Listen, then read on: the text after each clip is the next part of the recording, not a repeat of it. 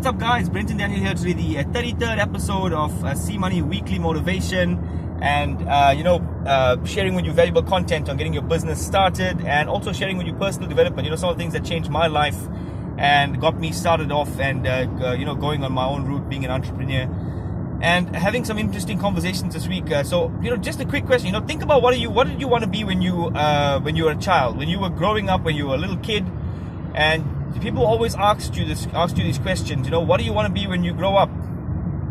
And I remember I wanted to be a superhero at the time, and speaking to some of my other friends, they say that they wanted to be massive, owning banks, owning their own car manufacturing companies, and being super successful. But somehow or the other, when we got into the schooling system, we found that our dreams were watered down. Now, I've got a friend of mine, my personal mentor, and he's, his son's always wanted to be the owner of a bank. And, surprisingly enough, at the school he attends, the teachers actually said to him that you cannot own a bank. It's not possible for one person to own a bank. So just little examples, of things that you wanted to be when you grow up. But what happened to them? What happened to those dreams? What happened to those aspirations? Along the lines, somehow you may have went to school and your teachers may have said to you that you're not going to be able to do this. That you got to be realistic. You got to be, get real, get your head out of the clouds, and find something that's actually achievable for you. And what happens is they steal your dream. They steal it. My kid wants to be an artist/scientist. I don't know if there's many of those out there, but artist/scientist, and we encourage it 100%. We always encourage him, do whatever you want to do, work for passion, not for money. And if you work for passion, the money will follow because you're doing something that you love. So what did you want to be when you grow up? And what did it change to? Who stole your dream? Who told you that it's not possible for you to get that? Who was the person that actually said that to you? And I promise you guys, you're going to remember it. I've got, buddies of mine that we've schooled together, and I'm lucky to have these guys.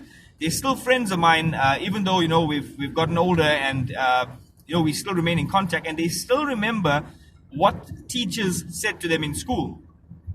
And, it really has a bad effect on somebody's dreams. It can actually steal your dream. We call them dream stealers. So, who's stealing your dreams, guys? We get into to our working environments, and, everybody's trying their best in the rat race, trying to get ahead, trying to do their absolute best, trying to win at the highest level, trying to get promoted, trying to, achieve the highest results. But somebody comes along the lines and says, hey, you know what? You're working too hard. That's not achievable for you. You shouldn't be aiming for that. Why do you want to have it? It's not possible. Your parents didn't have it. Your family didn't have it. What makes you think that you can have it? It's the exact same thing starting a business, guys. Starting a business, you start out this business, you got a business plan, you got a vision, you got a succession plan, you've got a couple of years, 25-year succession plan. And what happens is somebody comes along the lines and says, hey, what are you doing? This business, there's a lot of people doing it. There's not a lot of market for it.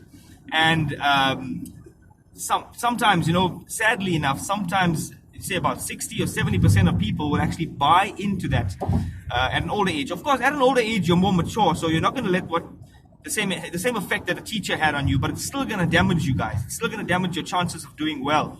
So who is talking into your life, guys? I said last week, I spoke on affirmations.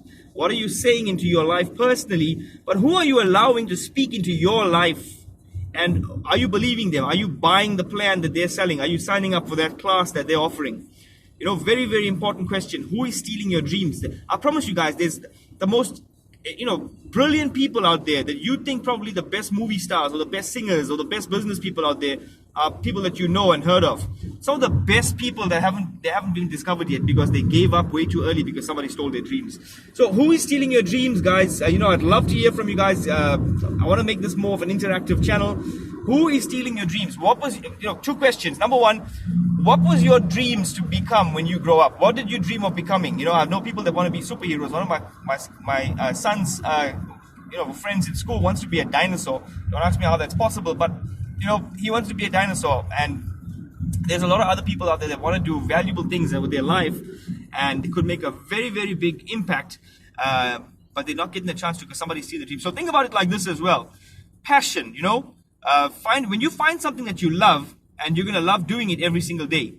Think about this carefully as well. Every single thing that you have in your life at the moment, no matter what it is, whether it's the car that you're driving, whether it's the clothes that you're wearing, whether it's the places that you go, what do you like to eat, somebody actually started with that image in their mind. They had a vision of it, and their passion drove them to get it created. Whether it's, look at the light bulb, Thomas Edison, looking at the telephone, looking at every single man-made thing that exists in our life, in our history that was ever created, started off with somebody's passion. Yes, there were obstacles. Yes, people tried to steal their dreams. Think about what would have happened if those people had given up. If me and you right now, we've been created because we have parents that obviously loved each other. They love and passion, guys. If you love something and if you've got passion about it, it's going to become a reality. So, every single thing, including us, we were created because of love.